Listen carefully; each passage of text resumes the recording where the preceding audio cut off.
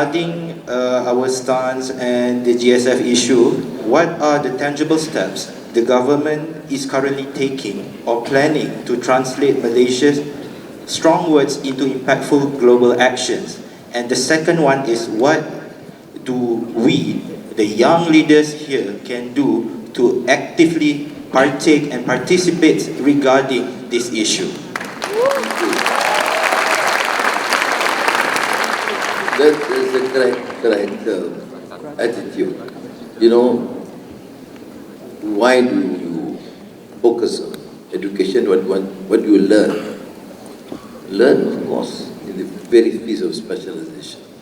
But the whole idea of education, as I said, is to assimilate knowledge, but to disseminate what you understand is truth and justice. And you value freedom. Why do your parents or your grandparents fought against the British and attained independence? Or the Indonesians fought against the Dutch? Or the Vietnamese against the French and then later the Americans? Because they value freedom. They value human dignity. They fight against colonialism. Because colonialism is a policy, is degrading men and women. It is exploitation, harlom, parlom in French. Exploitation of men by men.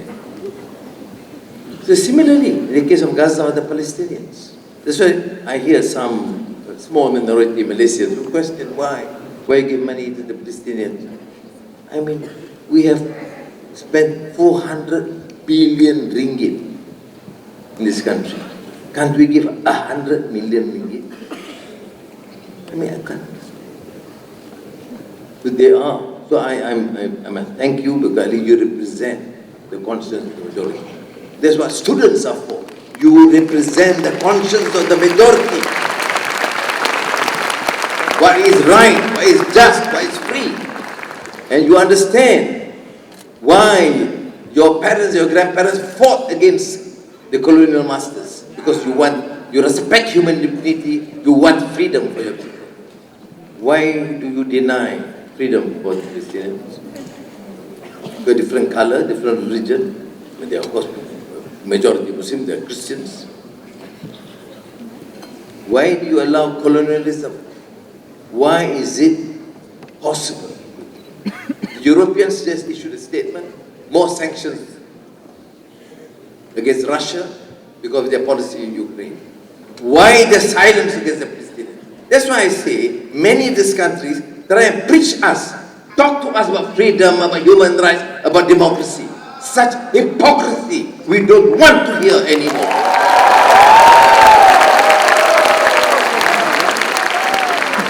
So we do whatever we can. Kotila is one initiative, not my initiative. I can't claim credit. Some young Malaysians wanted to take the lead. Oh, I said, okay, they move on, we support, facilitate that. Then I said, okay, they want me to be fully supportive and endorse. I said yes, and I happen to be the first leader in any country to support officially. Then recently Colombia endorsed. Thank you. Thank you very much. And then now I suggested that, okay, now that there is peace, we of course express our appreciation to President Donald Trump, Qatar, Egypt, and all these countries that supported the peace initiative. We hope it works, and it's important for the region and for humanity at large. And they are now at Sharm el-Sheikh, working on the initial phase. But I've told our friends in Nusantara, Pertila, say now, don't need to go by sea, go by land. I hope to communicate to President Abdel Fattah, Seri, in the next few days, to suggest to him that, allow our contingent to go via Egypt to Rafah and continue to assist. It's complete devastation. That's why, I know we are always a small country. We don't have big defense establishment. But we valued it. Why are we involved in the squabble between Thailand and Cambodia? as I said, they are here. They were here yesterday, working with our team to try and facilitate. Why did I send the foreign minister to Myanmar last week? To try to tell them, look, stop this fighting, try and negotiate, find a amicable settlement. Yes, we did send our military field hospital to Myanmar. What was the condition? Stop the shooting, allow access to humanitarian aid. Not that I agree with their policies, but that's the minimum. So that, in a small way, things that we need to do.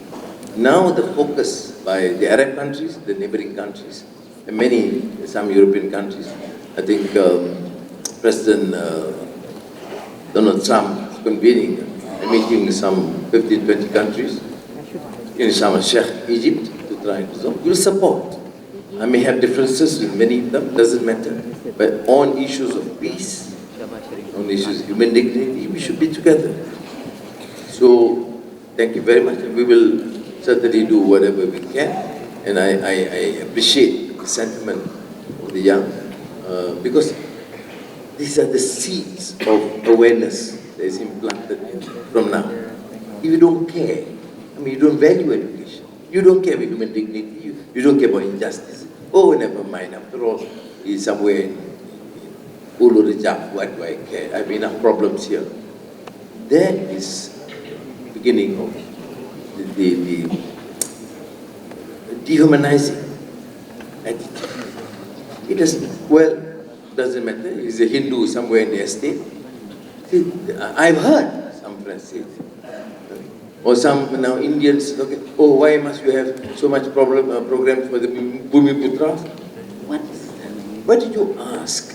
Oh, you're doing this for Bhumi Putra, fair. What else can you do for the Indians? I mean, that should be the language in Malaysia.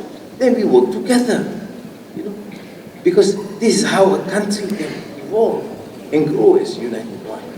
But more important to my mind, if you understand the Madani framework, is about human values. It's about trust, about respect to humanity. You know, you are born a Dayak, so what? You know, I'm born a Malay. But there is human respect and trust. And when you see the dances, the culture, I mean, I love it. I mean, this is part of my country, and I think it is, things that we rejoice. You need to ask, oh, they're different, you know, they're different. Why? So, when you talk about your concern, your care for those who have been oppressed anywhere, as I mentioned, we say, oh, only Palestinian. No, we work hard. Yesterday again, I was in touch with the Prime Minister in Thailand and Cambodia. And we work hard. And last week, I met twice the Prime Minister General of Myanmar, and I sent again the Foreign Minister last week. That's Myanmar, because they are our neighbors. This is our concern. I mean, say, oh, never mind, why do you care? We have enough problems here. Of course we have enough problems here. But that's how humanity is. So, thank you very much. I appreciate it. Thank you. And yes. Yang Hormat Datuk Seri.